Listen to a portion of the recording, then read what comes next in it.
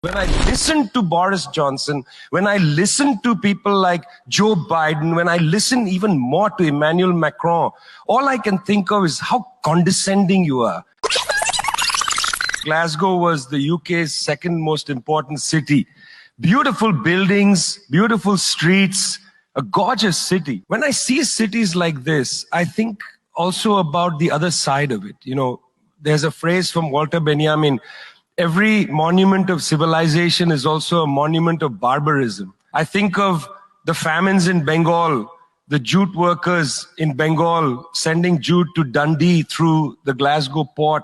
I think of human beings from Africa enslaved and brought from Ghana to the New World, and all those prophets getting sucked into cities like London and Glasgow. You know, between 1765 and 1938, the British Isles stole $45 trillion pounds from India, 45 trillion sterling from India. We never got paid for that. When the British left India, when we threw the British out, our literacy rate was 13%. So much for several hundred years of so-called civilization. Meanwhile, our landscapes were destroyed. You know, coal was foisted on India. You foisted coal on us. You were the ones that came and made us coal dependent. And then you left, and now you dare to condescend to us. When I listen to Boris Johnson, when I listen to people like Joe Biden, when I listen even more to Emmanuel Macron, all I can think of is how condescending you are. You condescended to us 400 years ago. You condescended to us 300 years ago. You condescended to us 200 years ago. You condescended to us 100 years ago. You're condescending to us today. You only know condescension because for you, colonialism isn't something that happened in the past and we defeated you. It's not that. For you, colonialism is a permanent condition. And that permanent condition happens in two ways. There's the permanent condition of the colonial mentality.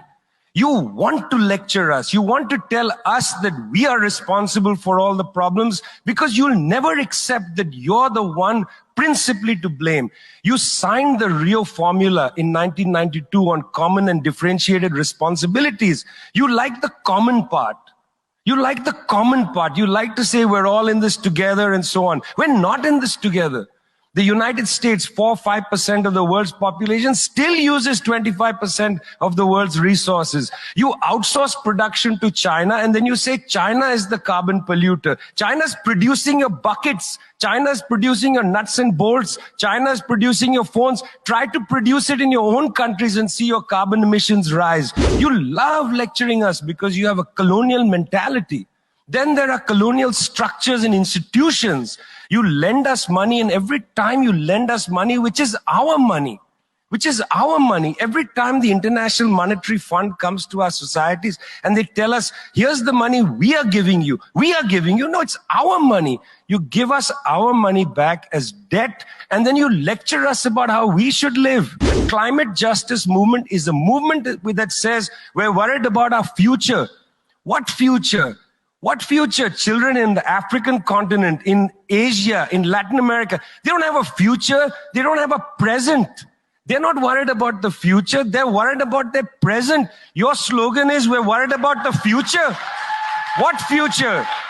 That's a middle-class bourgeois Western slogan. You got to be worried about now. 2.7 billion people can't eat now. And you're telling people, reduce your consumption.